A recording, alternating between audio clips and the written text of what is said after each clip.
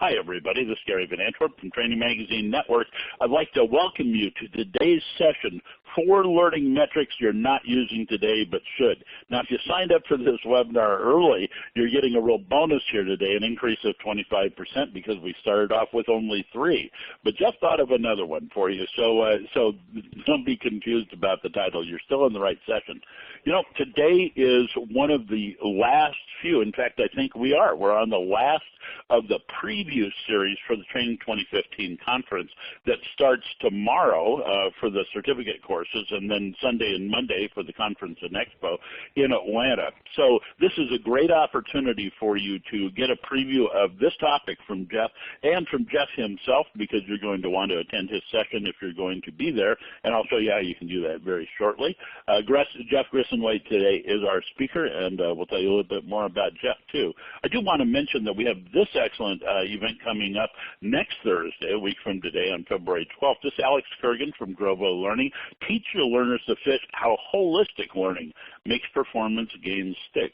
Not something a lot of people talk about. Alex is a real devotee of holistic learning and therefore a real expert on it. So we hope you can join us for that. That's a brand new announcement.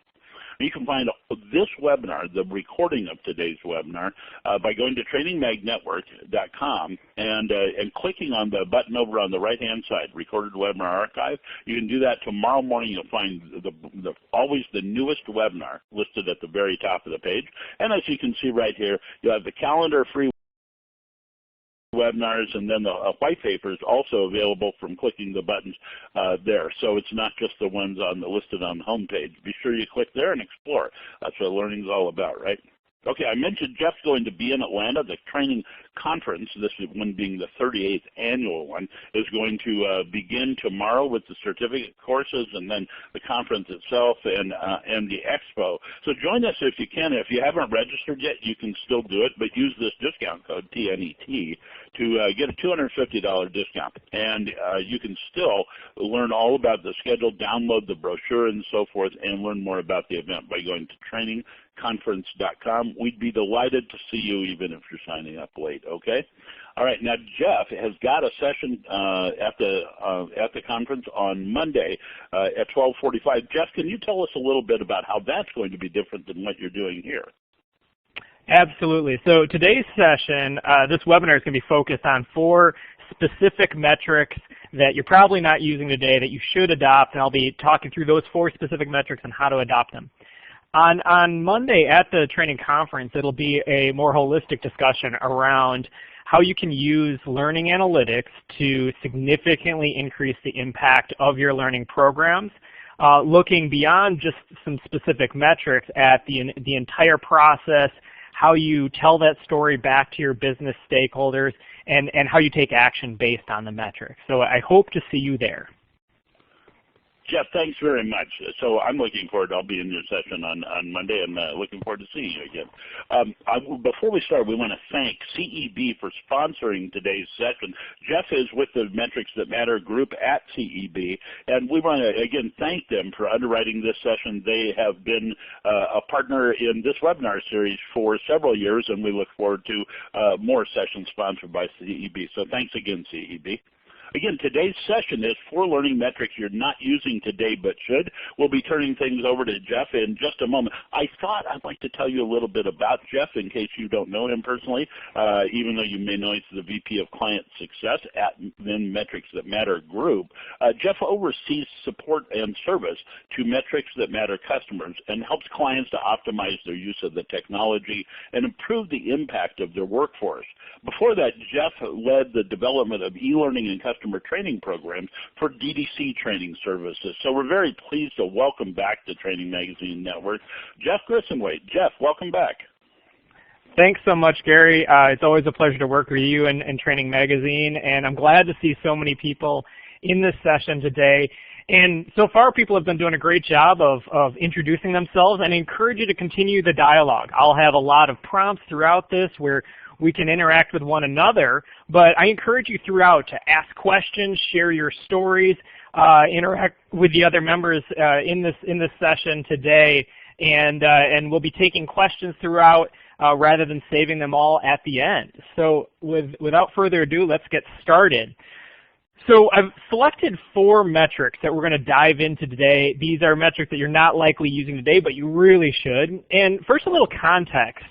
When people talk about learning analytics, they're oftentimes their first thoughts are thinking of the big methodologies in our space. The Kirkpatrick 4 levels, the Phillips ROI level 5, and the Brinkerhoff success case method. And frankly, all of these methodologies are fantastic. I encourage you to use them either standalone or take the best of each of them and combine them. These 4 metrics I'm going to be talking about today are not mutually exclusive from those great methodologies. They can be used in conjunction with those, and so you can think about how you can incorporate them into your learning measurement approach today. And then secondly, any of these 4 metrics I'm going to describe are great candidates for the big goal that you want to go after this year. And when I talk about the big goal, what I mean is one rallying metric that everybody knows what we're striving for. Everybody understands how it's going to make a difference. They know what is the specific measure or number we're going for and where we stand today.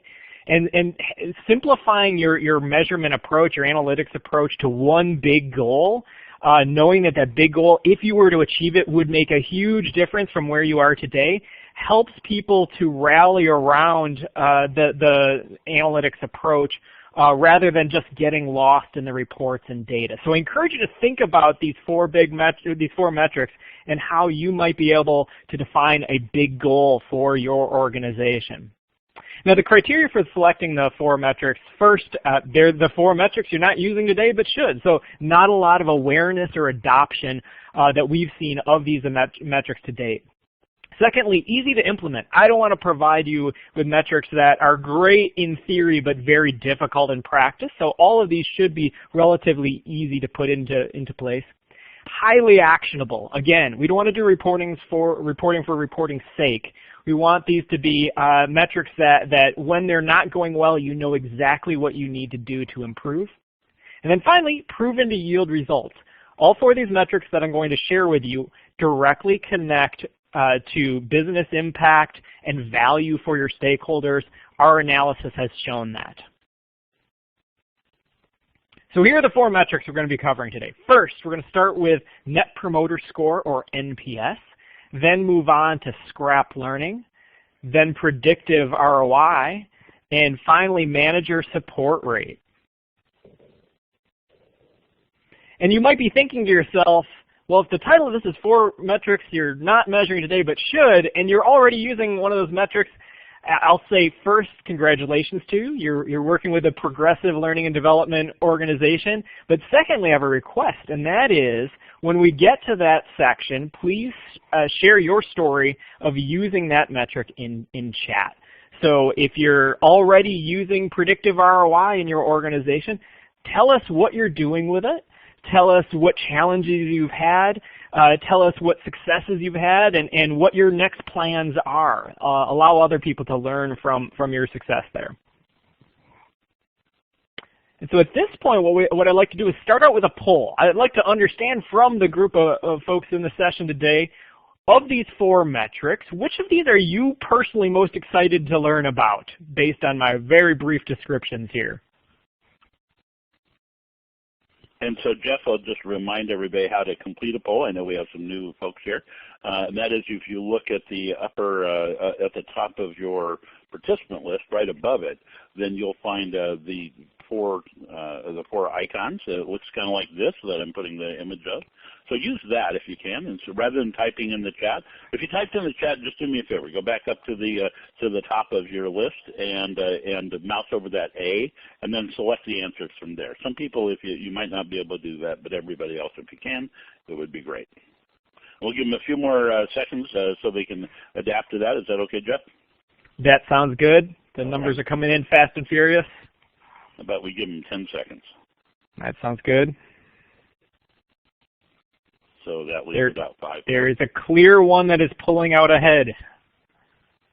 Go ahead and get in your last votes. All right, Gary, you want to share the results? You bet, right here.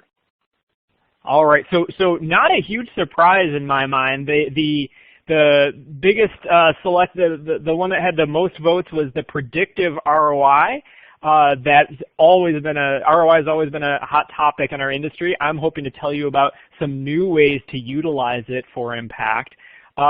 Scrap Learning manager support rate came in second and third, and then not too many votes for Net Promoter Score. I'm curious if people could comment in chat. Are you already using it? Are you not familiar enough with what it is to even vote for it? I'd love to hear from you about what your thoughts are there as we dive into that topic. All right, so again, if you're already using Net Promoter Score in your organization, share via chat with what you're doing with it, what your successes and challenges have been, while I introduce it to the rest of the group. So Net Promoter Score, if you're not familiar with it, you may have come across it with regards to measuring customer loyalty. That is the most common use of it. It's really the industry standard for measuring customer loyalty. And I guarantee at some point or another you have taken a survey in which you contributed your own thoughts on Net Promoter Score. You might have not even been aware of it. And what that survey probably looked like was a question with a 0 to 10 point scale that asked, how likely are you to recommend this company or product or service to others? And so you'll find this when you buy a car, when you use software, when you have any kind of customer service interaction. And the way to calculate Net Promoter Score is to take the percentage of promoters, those are your 9s and 10s on the right-hand side of that scale. Percentage of promoters, these are the people that are going to go out into the world and tell everybody how great you are. And you subtract the percentage of detractors, that's 0 through 6 on that scale. These are the people that are going to, when asked about your company or product or service, they're going to say not so nice things about working with you. And you're looking at the difference between those. That's where you get the term Net Promoter Score. So if you have 30% promoters and 20% detractors, your Net Promoter Score is a 10. All right, so let's take a look at an example and talk about why Net Promoter Score is particularly useful for learning and development professionals. You can use Net Promoter Score to get an understanding of would your learners recommend this learning program to their colleagues.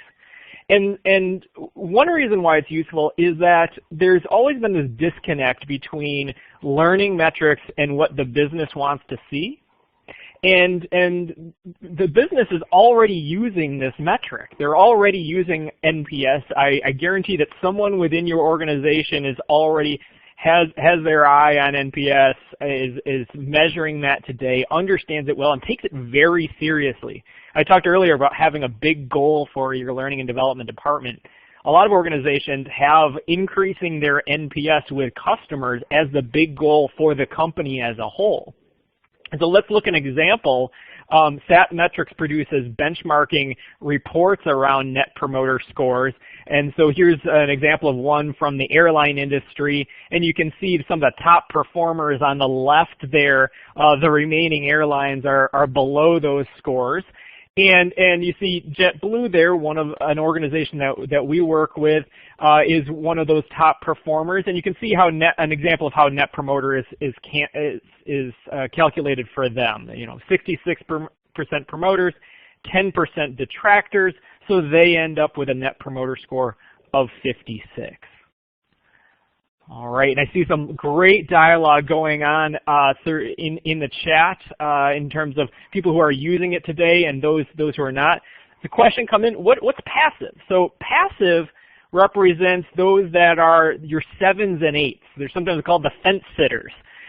When you're talking about Net Promoter Score for companies or products, these are people that are not exactly dissatisfied, but if another company came along and offered the exact same product at a slightly cheaper rate, they would probably jump ship and go with them.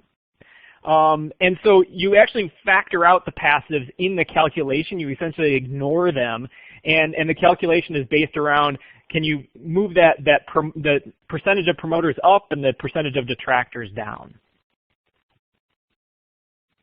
Another reason why Net Promoter Score is useful is that it better differentiates data than looking at averages or looking at top 2 box percentages. And what you're seeing here is it's a real data set. The names have been changed to protect the innocent. But what you're seeing here is a list of different business units and their level of satisfaction with learning, the level of impact that they're experiencing with learning, overall effectiveness. And each of those letters on the left, A through M, represents a business unit as an organization. And you can see on the left, we have our averages spanning from 4.45 to 3.49. And when you look at that, you would clearly think, yes, we got some high performers at the top and lower performers at the bottom. But if you contrast that with how the NPS scores, the Net Promoter Scores, shake out, it's more jarring on the right?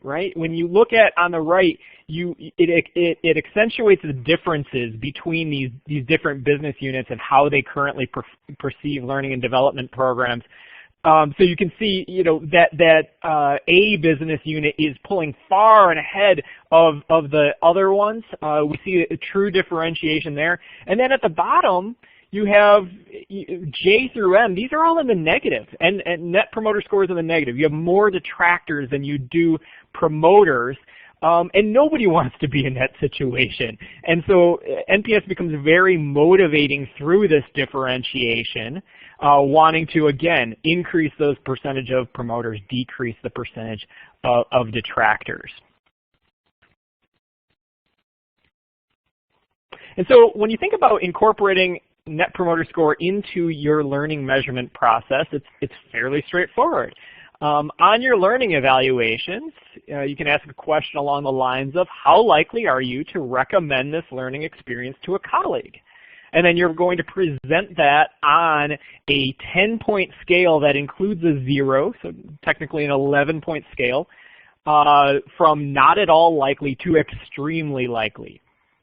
And then to calculate the Net Promoter Score, again, it's what percentage of those who answered this answered a 9 or 10 minus the percentage of people who answered a 0 through 6. And that gives you your Net Promoter Score. There's a question that came in, are you doing it wrong if you're using a 5-point scale? No, the true NPS scale is the 0 to 10 scale. If you're using a 5-point scale or a 7-point scale, you can still go through the same type of calculation to get to your net promoters. The 10-point scale first adds a 0 to reduce the chances or eliminate the chances of somebody accidentally reversing the scale and answering at the left end of the scale when they really mean things were pretty positive. And then by having 10 points in the scale, you get greater variation in the responses. So on a 5-point scale, a 4 might translate anywhere between, say, a 6 and a 9, depending on how they're interpreting the scale, whereas when you get to that 10-point scale, a lot of variation in the responses. And then another question came in, is this a reliable metric? Just because somebody says they would recommend it doesn't necessarily mean they will. And you see this metric being used more for marketing purposes. Studies have been shown that take a look at how many times people actually recommended a product or service based on their Net Promoter Score. Promoters tend to recommend products to an average of 3 people. Detractors tend to recommend against a product or service to an average of 6 people. So they're actually more loud about their feedback than the promoters. We've also done some research that ties the degree, your Net Promoter Score directly to the business impact and results from learning. So this is not just a measure of satisfaction, but truly a measure of, it correlates directly to the impact that the learning is having on organizations. So let's talk about how you can use a Net Promoter Score to increase that impact. So three approaches that I would recommend. The first is ranking by Net Promoter Score. And you can do this for a variety of different elements or different data sets. So first, I gave the example of looking at business units.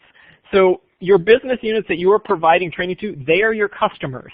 So ranking them and having an understanding of IT's perceptions versus marketing or sales perceptions or leadership's perceptions, ranking the different business units, understanding their Net Promoter Score, you're likely going to find a lot of variability in that. And where you have lower Net Promoter Scores, those are going to be the areas that you want to focus on. If you have negative Net Promoter Scores, you probably need to do some substantial changes to what you're offering today to that business unit to bring up those scores. You can do the same thing by job roles, looking at entry level versus management versus executives, and then different types of roles, engineers versus salespeople, that sort of thing. Understand where there are audiences within your organization that you're not providing the best service today when it comes to the learning programs that you're offering. And then you can also use NPS to rank your different elements of learning, things like courses and vendors that you're working with. Again, you're going to find a lot of variation, and it's going to quickly highlight for you where you need to focus on for improvement and what's working well for you. Secondly, you got to go after your detractors. So there are going to be some people who fill out the Net Promoter Score, and they are in that 0 to 6 camp. And you basically need to establish a zero tolerance policy. We are not going to deliver training that has people recommending against it. And there are a lot of ways to prevent that. We're going to be talking about some of those when we get to scrap learning in a moment. But what you need to do is establish accountability goals for people to ensure that we eliminate detractors, that we prevent them, that we make the situation right when somebody has had a bad experience. And you can do that. You can do that through automated alerts when you have detractors, automated alerts that will provide people those scores and the comments from those people so they can understand what action to take to improve. And then finally, benchmarking. It's commonly done with when it comes to Net Promoter Score for customer loyalty. It makes sense to do the same thing with employee learning. So take a look at your Net Promoter Score versus others in your industry. Take a look at it for similar types of program, wide variations there between leadership or project management or product training. And then also take a look, if you're doing well against all those, take a look at how you compare to top performers. So that's a quick introduction to Net Promoter Score, a metric that many of you are not using today and hope it would be useful to you. We've answered a few questions as we've gone along. At this point, there's one more question I'll answer here, and that is that research available? So Gary, I think what we can do is make that research available to folks following up this webinar so they can see more details about using Net Promoter Score for learning and development. Right. In fact, what we'll do is we'll open that page where the research is available on everybody's desktop at the end of the session, and that'll make it easy for everyone to find. Jeff, I've saved up some other questions here, but I don't want to put us behind. Why don't we hold off on the rest of these until the end of the session so we don't get behind on the clock? That sounds very good. All right. We'll go ahead and continue into scrap learning. So again, if you're using scrap learning today, share your stories, share your challenges. How has it helped your organization? Scrap learning is defined as any learning that's being delivered to your employees or your customers or partners, but it's not being applied back on the job. And you can think of classes that you have personally attended in which in that class, whether it's e-learning or in a classroom, that minutes were ticking by in that session you were attending, and you weren't gaining new knowledge and skills that you could actually apply directly on the job. And so there are a wide variety of different causes for this. Some of these causes, if you look on the left side, are what we think of as learning and development, under learning and development as direct control.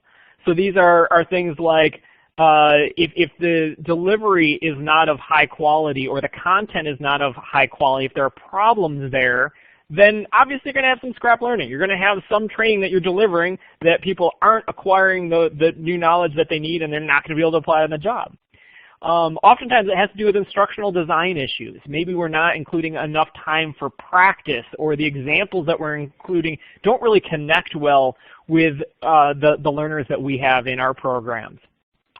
Now in the middle column, we have causes around that are related to the learners themselves. So it's common for just the wrong people to attend a course or program. Maybe it's a fantastic program and you just have the wrong people going. That is going to lead to scrap learning. Oftentimes it's delivered at the wrong time. I hear horror stories of people deploying technology training before individuals have access to that technology. It's delivered 3 weeks in advance, and by the time that technology is at the ready in their hands, they've suffered from knowledge decay, they don't remember how to do it, and all of a sudden that learning program, which might have been great, has become 100% scrap. And then on the right, we have factors that are related to the business environment. So things like, if you have a disengaged workforce, they're probably not very well primed for learning new knowledge and skills.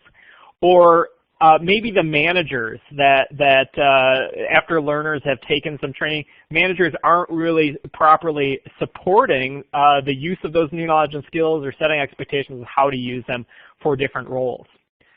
So I'd love to hear from you at this point, thinking about your organization.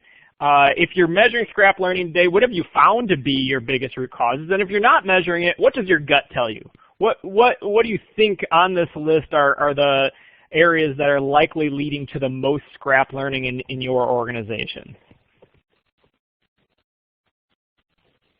So we see lots of answers coming in: insufficient practice, not enough manager support, low learner motivation. A lot coming in on the right half of this, whether it be manager support or the wrong people showing up, wrong time. So one of the things that you'll want to think about as you're putting in these answers, are these items that you're referencing here, are these things that you're measuring today? So are you measuring things like manager support? Are you measuring the timing with which you're deploying training? Is it at the right time? When you think about these different factors, we really do need to think beyond those things that we think of as under our specific control, and broaden our thinking, because frankly, even if we're delivering fantastic training, excellently instructionally designed, it's really engaging in the moment, but if it doesn't translate into people changing the way they work on the job and improving their performance, it's all for naught. We've wasted their time, we've wasted our budget. And so we need to broaden our thinking and think about all these factors that we're seeing here across the entire spectrum. Now, when we look at how much scrap learning is occurring, when you look across all different industries, when you look across all different program types, on average, the amount of scrap learning that we see is up at 45%. So 45% of the learning that is delivered is not actually applied back on the job. And you can translate this into a couple different ways that are somewhat disconcerting. One is learners' time. If you've ever been in discussions with the business about designing a new learning and development program, you've probably had the discussion around that they don't want to take people off their desks out of the field for too long. They want to minimize that. And if 45% of the time that people are spending in learning programs is wasted, we're not really living up to the business's expectations there. And then secondly, think about your budget. If 45% of learning is not being applied back in the job, well, our learning and development budget is 45% of that is going to waste. It's not actually producing impact for the organization, and so that's a loss. And when you think about tight budgets, we want to do more than we have available to us, that should be an area we think about going after, recapturing some of that budget to transform that scrap learning into impactful training. Say, Jeff, we've had a couple people ask you questions, kind of timely. I wonder if you'd mind just taking a second to answer. Sure. How do we measure scrap learning? Is it through surveys, or how are we getting this? So we are actually getting to that in just a moment. I'm going to be walking through the approach. It is based on surveys, and in just a moment I'm going to be walking through the approach. But first I want people to fully embrace how needed this is to go after, how this is one of those 4 learning metrics you're probably not using today, but you should. So if ATD, formerly ASTD, estimates the annual spend on learning per employee this year is close to $1,200. And if you multiply that times 45%, which is the average amount of scrap learning occurring in organizations, you end up with over $500 wasted learning spend per employee.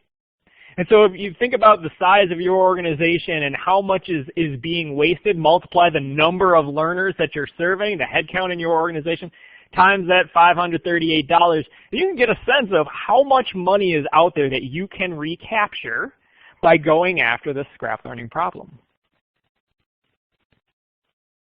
Now, here's the approach that we would recommend to adding scrap learning to your measurement process on how to collect this data. So the best way to scale this, to be able to measure this across all of your programs, is going to be able to focus on your post-event evaluations, those evaluations that you're gathering immediately after class.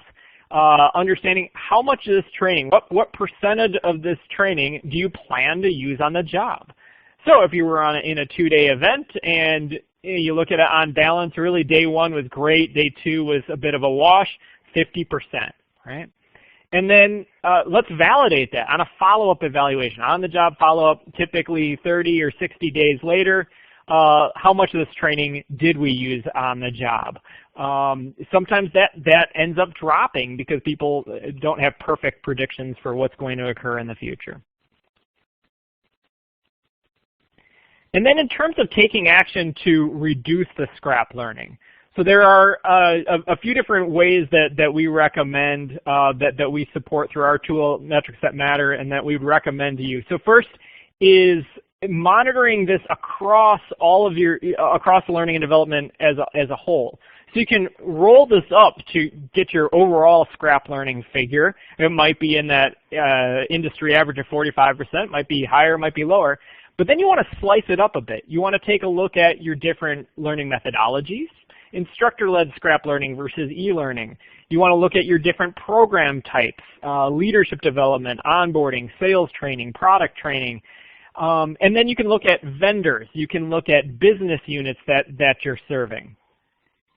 The second thing you're going to want to do is take a look at what are the root causes. So we took a look at several root causes. An approach we take is do a statistical analysis to find out what are the factors, what's driving that level of scrap learning, what is the primary thing to go after. In this example here, you're seeing it has to do with the support tools. The participant materials that they're receiving to support what they learned are inadequate. And then what are the courses that we're going to go after to target the low-hanging fruit that we're going to address that root cause with. Now, in order to rally people behind this, in order to get people to take action and improve on this, there are 2 things that can be very powerful. First is benchmarking. So taking a look at what is our scrap learning rate versus other organizations. I've given you an overall benchmark and some program-based benchmarks in this presentation. And then secondly, quantify that value. So going back to that using the overall spend that you have per employee when it comes to learning, multiplying that times your scrap learning rate, that's the value of what's being wasted. And when you put it in financial terms, that can really motivate and rally people to going after that. All right. So one last comment on scrap learning, and then Gary can take some questions that have come in. This is not just about getting more efficient. This is not just about reducing waste. What we've seen is a direct connection between that ability of organizations to bring down the amount of scrap learning occurring and how that connects to the performance improvement due to learning. So if the typical company has 45% scrap learning at the top, we also see the typical company over the course of a year is able to improve the performance of learners on average by 6%.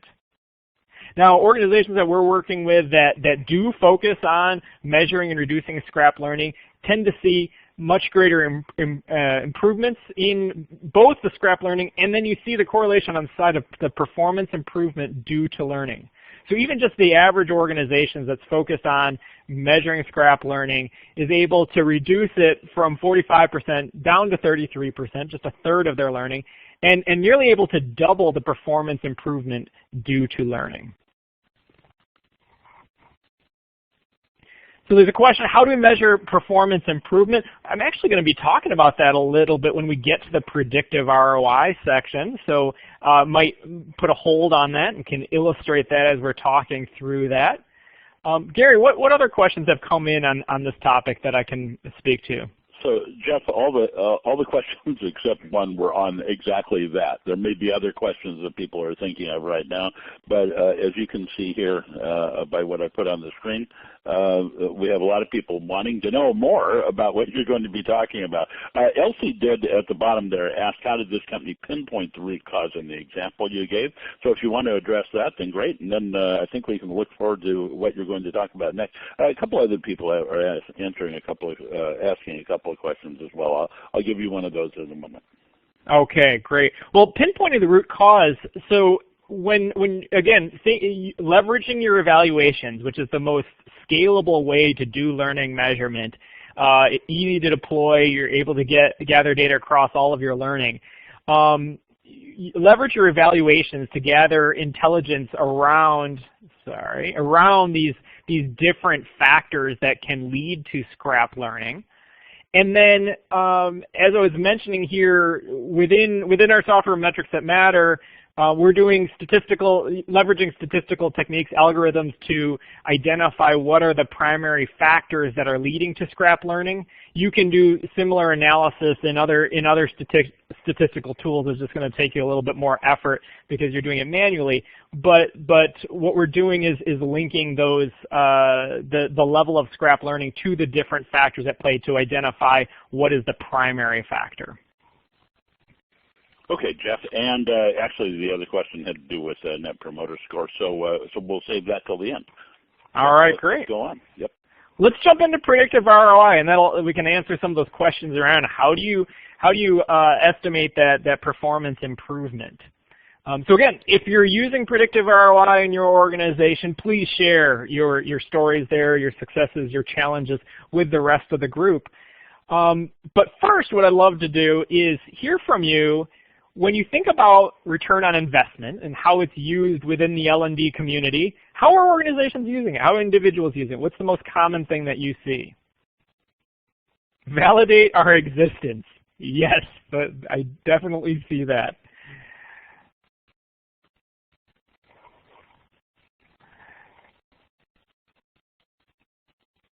High ROI helps sustain training programs. Are we hitting the numbers? Validation. Right, okay, and we see it most often with sales training, probably because that data is the most easy to obtain. So you think about the trend of these responses. CEOs demand proof. All these responses, we're on the defensive, right? We're using ROI as a means to try to justify our existence, to defend what we've been doing. And here's a little secret I'll let you in on. If you are forced to have that discussion, it's probably too late. If the business or the CEO or somebody is asking you to present an ROI on something that has already occurred, they've probably already made up their mind to be cutting your budget. So let's think about going on the offensive and using a more predictive approach to be able to change the dynamic of that conversation, and rethink how we consider ROI in our profession. ROI is always a polarizing topic. If you go to conferences, the topics around ROI are sometimes the spiciest, and you get these divergent opinions. And I think the divergent, polarizing opinions are because people have been using ROI in the wrong way, frankly. It's not a great tool for going back and justifying your existence, because people are going to believe what they're going to believe, and they're going to poke holes in your numbers. But if you use it in a predictive manner, you can influence decisions that are happening now or happening in the future using cost-benefit thinking, which is what, frankly, every other business unit is doing. And so it puts us more in line with what other business units do, which is always a good thing for learning and development. So there are two different types of predictive ROI that I'm going to talk about here. First is pre-design. The idea here is when you receive that request from the business to develop a new program, or you are being proactive and planning a new program on your own volition, is taking a look at what are the expected benefits of the program, what are the anticipated costs, and what's the return on the predicted return on investment when we put those two things together. And then secondly, pre-application. So after you've already designed and developed that program, you've rolled it out, and people start going through it, but before they've had a chance to start applying what they learned on the job, we can use that to predict the performance increase we're going to see. We can use that to predict the increase in specific business results and to get to a return on investment calculation. So to calculate ROI, I'm going to introduce you to the Phillips ROI methodology. We've partnered with Drs. Jack and Patty Phillips for years. I encourage you to check them out at roiinstitute.net, read their books, attend their workshops. If you want to learn more about this topic, you'll learn a lot from them. But the approach is to first estimate. So estimation at the top, we're going to estimate the total expected financial gain for a particular initiative. Secondly, we're going to isolate that gain, that percentage of the gain that's attributable to the training program that we've rolled out, because oftentimes these initiatives are complex. There are a lot of different changes taking place. So if you think about sales training, for instance, we saw several examples there. Oftentimes it's a combination of you have a new training program, we're going to have some new incentives, we might have some changes to our CRM, and then there are external market factors at play. There are a lot of things that can go into changing the amount of revenue we're bringing in or reducing sales cycle time, whatever it might be. Training is only going to be one of those. And then finally, adjustment. So we want to make these ROI calculations, whether they be forward-looking, predictive, or backward-looking, we want to make them as credible as possible. And usually that means making them more conservative than the naked numbers bear out. And so we're going to adjust for confidence. So if we've run through our calculations and it's mainly back of the napkin stuff, maybe we're only 25% or 50% confident in them. On the other hand, if we've gone through extensive research here, maybe this isn't our first time at the rodeo, we've done these kind of ROI calculations before, we may be up at 75, 80%. So to calculate the benefits, we're taking a look at the total estimated gain times the isolated gain due to learning times that adjustment factor. That gives us our benefits. And to get to ROI, we're just looking at bringing that benefits into an equation with the costs as you see there. So to answer that question earlier about getting to performance gain, we take individuals through this process, if you look on the right, of taking a look at what's your total improvement in performance, including the training and other factors. Then looking at training's contribution to the performance. And then bringing in what percentage of your work time uses those knowledge and skills. And then finally bringing in an adjustment factor and getting to the adjusted percent improvement due to training. This is an approach that you can do with evaluations. We also certainly support and recommend using actual business metrics and performance on the job, performance metrics on the job, to quantify that with more precision. So to add predictive ROI to your measurement process, there are going to be 2 points with which we're going to do this. First is, as I said, with this, you get the request from the business, and we're going to do an ROI forecast at that point. So the business comes to you and says, we want to develop a new leadership program, and it's going to be for 300 people.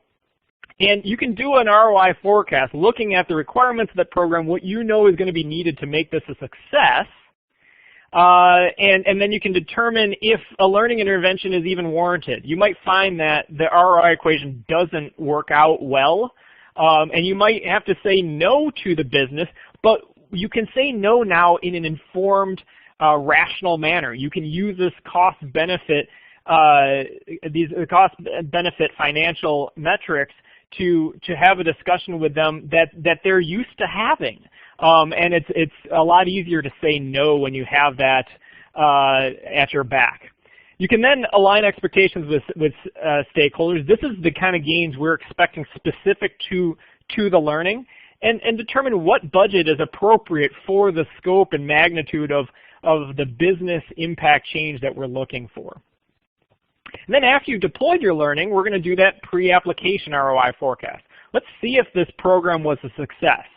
Let's see if it's not, how do we change the situation before it's too late?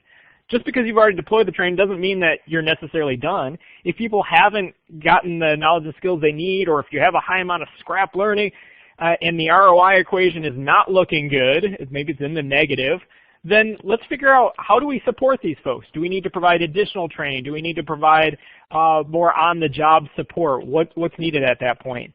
And the beauty of this is, at that point, immediately after you've deployed the training, immediately after those first individuals have gone through that new launch of the program, you can immediately communicate those forecasted gains, the forecasted ROI to your stakeholders.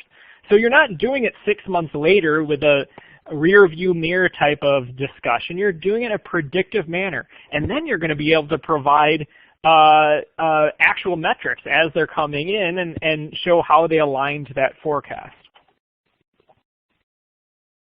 So a couple tips as you're leveraging this predictive ROI.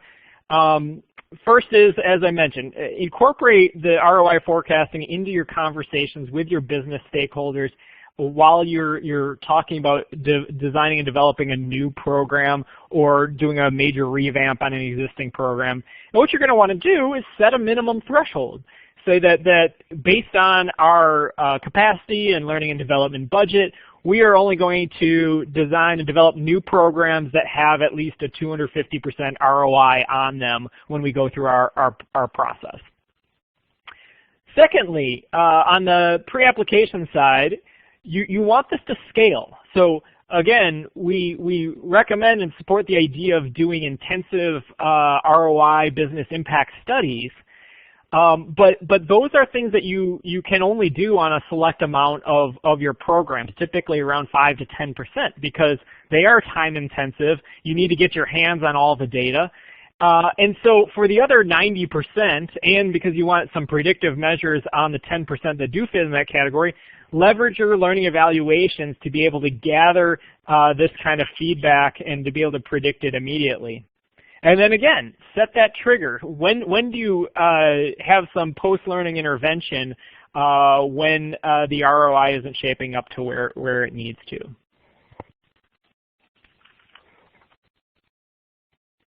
All right. So in the interest of time, at this point, I think what I'll do is jump right into manager support rate, and we'll take some time at the end for questions. So if you could, think about the quality of support that managers in your organization, I'm jumping around here. Think about the quality of support that managers in your organization provide when it comes to your learning programs. If you could just describe that in 1 or 2 words. I'm curious what the read is these days.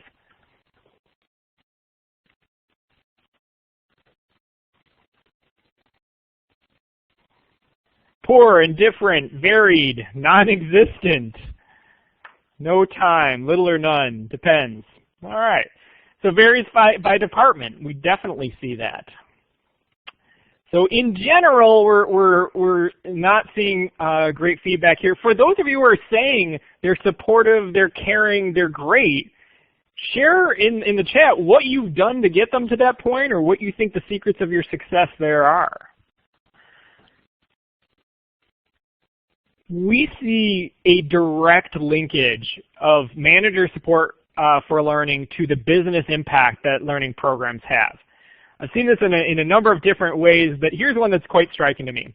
This is data from one specific organization we work with, and the user software do an analysis of the impact of training on 94 different job roles. So they have 94 different defined job roles in their organization. And they index the rate of manager support from left to right to the business impact of learning from bottom to top. And it's such a perfect correlation. You can easily draw a band from the lower left corner to the upper right corner of this grid, and every single one of the job roles fits in it. And it's clear that in job roles where managers, in the parts of the organization where managers are not supporting learning, they're seeing much lower impact from that learning than the other parts of the organization where the managers are supporting it. And the most impressive thing about this is that these learners are going through similar courses, right? So this is sliced not by courses, but by job role. And these learners are going through similar courses, all designed by the Learning and Development Department. And so the unique factor here is the managers themselves.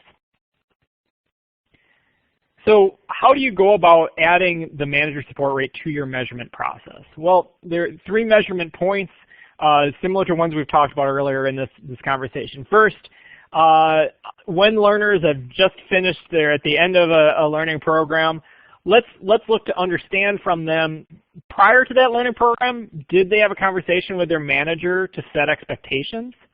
Do they expect their manager to have a conversation with them when they get back to their jobs about how they're going to apply this learning on the job?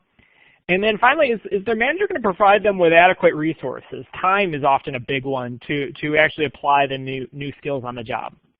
So that we're going to gather at the end of a learning intervention. We're going to want to then do a validation, typically 60 days later, to find out, did this actually occur? In addition to finding out the degree to which they've applied what they learned on the job and seen improved results, did their manager have that post-training discussion with them? Have they been supportive? Have they provided adequate resources? And then the other thing we're going to do is ask the managers. So ask the managers, did they have these conversations? Are they providing resources? That gives us a point to see if managers and learners have a similar perception of what's going on. Some organizations, they don't. And so how we're going to go about improving impact by increasing manager support, start with broad education. Oftentimes managers don't actually know that this is part of their responsibility, or maybe they're vaguely aware of it but not exactly sure how to do it. So broad education can be very helpful. Just a quick, essentially, learning and development program, half an hour, that first makes the business case for why this is important. And you want to provide them the WIFM. What's in it for those managers? Well, show them that they will be able to better achieve their quarterly goals, their quarterly numbers, if they provide the support, because they're depending on learning programs to improve the knowledge and skills of their employees, and they are a vital part of that.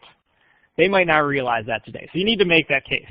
Then, make it easy for them. So what we find is a lot of organizations, managers don't even know when their employees are taking learning programs.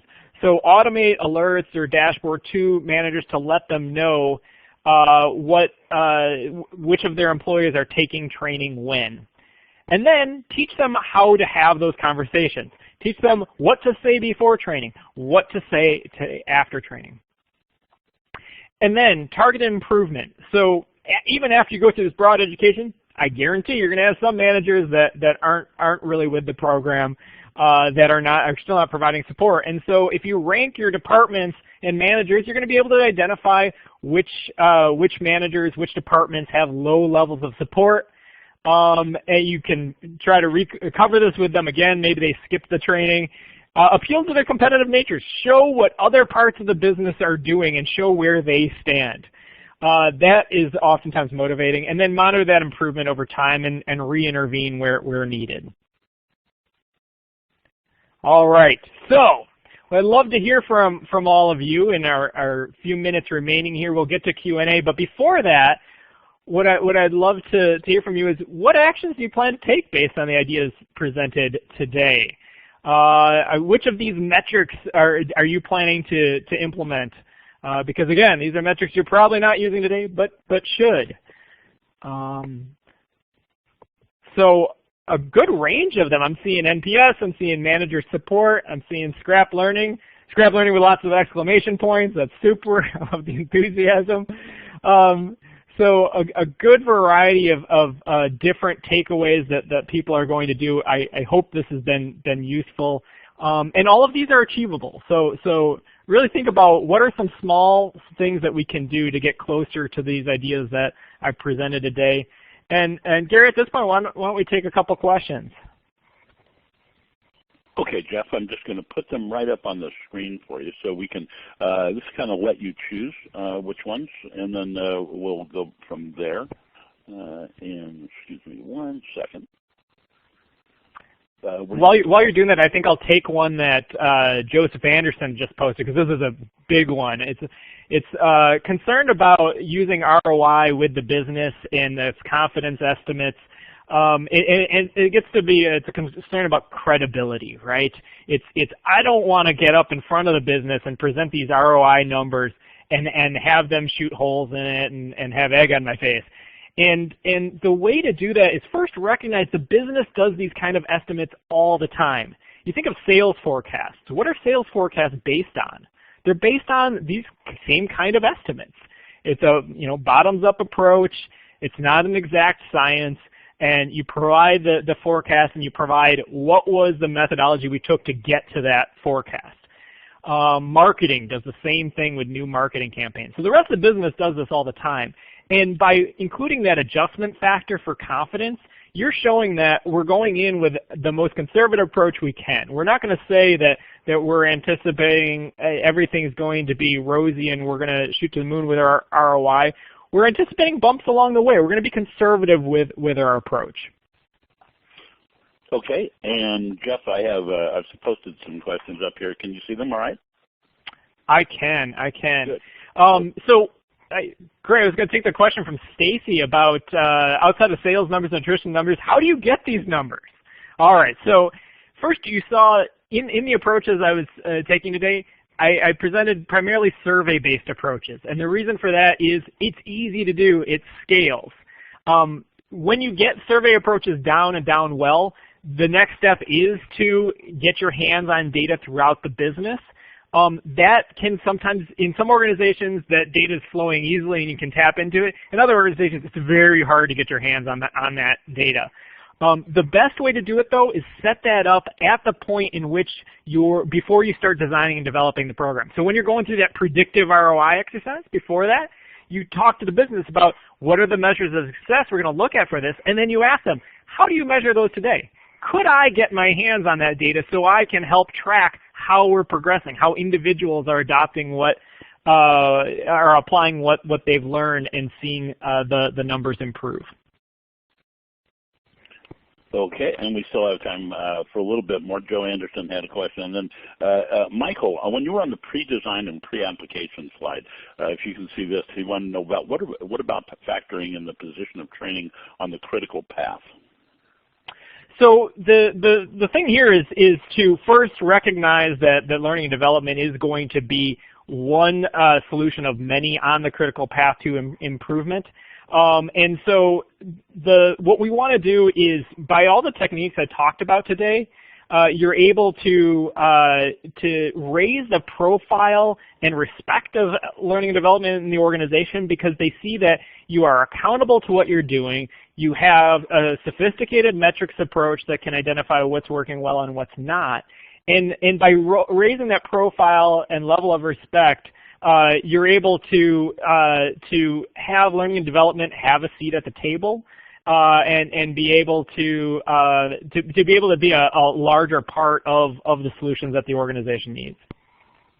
Okay, and we're at the top of the hour. Just clicked over, Jeff. Do you have time to take a few more, or should we call it right here?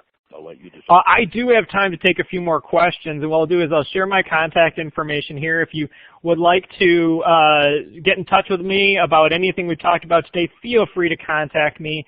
Or if you'd like to learn about how Metrics That Matter can help you with the 4 metrics we talked about today or anything else, you can feel free to reach out to me or visit us on the web, and I'll stick around for additional questions that you might have. Okay. One that just went by, Dave asked if you could recommend a good resource for survey development. Yes, so I will have to speak to our own. We've been doing with Metrics That Matter and formerly Knowledge Advisors. We've been doing learning and development measurement for close to 15 years. And we've developed standard, what we call smart sheets, and an evolution from smile sheets that organizations can use that help to measure the 4 things we talked about today and many more. And then we also help organizations design custom instruments for high-profile programs. So I would have to recommend our team for that if you're looking for help with that. Okay. Also, we had some questions, and you can probably expand on this. We have some questions about isolating, and some people are saying isolating is really difficult. But I know that formerly as Knowledge Advisors, Metrics That Matter work with Patty Phillips, who does a great job on isolating. Do you want to comment on that more? We do have some recordings in the Training Mag Network archive, and I think you also. We do have resources that can help folks with this. So a couple things I'll say there. You can do isolation in a few different ways. On the left, you see one example of taking a look at each of the different factors that will go into a performance change, a business metric improvement. Training is going to be one of them. You see that second from the bottom, but other things are at play: technology, incentives, procedures and policy, the people themselves. And each of those are going to play a part. And you can actually use this as a means to have that discussion with the business. So when you're talking about before you've designed and developed the program, you can use these different factors to talk about, okay, we've talked about the training needs specifically, but what does the broader initiative look like? And how much of this business performance improvement change is training on the hook for? How much are we aiming to improve versus these other factors? What else are you going to do to bring us up there? That can help you define you isolate what is the change attributed to training. That can help you figure out what budget you need to be able to make that happen. And then as I was mentioning, isolation through an evaluation-based approach is looking at essentially how much of that overall change in performance you're expecting to be as a result of the training, and how much of your job time uses those knowledge and skills. Okay, thank you, Jeff. And maybe just one more. We had a number of people ask this one. That's why I want to make sure we get it in. Back when we were talking about scrap learning, several people asked in different forms, how can you control scrap learning when people can sign up for any course they want? Well, you might be identifying something that a policy you might want to change. So some CEB research has shown that the typical organization offers too many learning choices. Large organizations oftentimes have thousands of courses in their LMS. Some of them are good, some of them are bad. Many of them are not appropriate for certain roles. And if you provide too many choices with little direction on what are the best learning assets or resources for a particular role, you're going to have a lot of scrap learning. So I'm not necessarily advocating preventing people from accessing learning that's not part of their learning path, but I am definitely advocating having a learning path, having recommendations by role for different programs that are going to be useful for people. So then if you do that, do you exclude some of the courses from your calculation of scrap learning and just say these don't count, or do you include them anyway? So you should include all of your courses, with the exception of courses that are not geared toward performance improvement. Things like compliance courses are typically, it's not about improving performance, so scrap learning doesn't really apply there. You're deploying the training for a different reason. But outside of that, you should include everything. Now, you can take different slices of your learning programs and look at scrap learning in those different slices. So if you have strategic learning programs that are invite only, you can look at the level of scrap learning on those versus other types of programs that are open enrollment, and that can be a useful contrast. But you should do an all up, because even if they're open enrollment, you are wasting folks' time, you are wasting your budget on those learning resources if it's not being applied back on the job. Great. Well, Jeff, thank you so much. What an insightful session. We really appreciate it. And I also want to just thank once again CEB and the Metrics That Matter group that Jeff leads in sponsoring today's event. Jeff, do you have any final thoughts that you want to share before we wrap up? It's the same final thoughts I will usually share, and that is just get started. The approaches I talked about today, they can be done in your organization. It's not too difficult to get started with at least one of these. So pick one of them and just get going. You can do little pilots, little experiments, get some quick wins, and then build from there. Great. Well, thank you again very much. It's been a pleasure to have you back.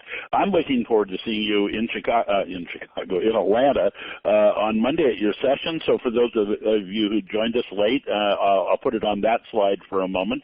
If you're coming to Training 2015 this weekend and early next week, don't miss Jeff at 12:45 on Monday session SS06. Thanks again, everybody, for attending. Jeff, take care. Have a great weekend and safe travels. All right. Thank you, Gary, and thank you, everyone, for joining today. You bet.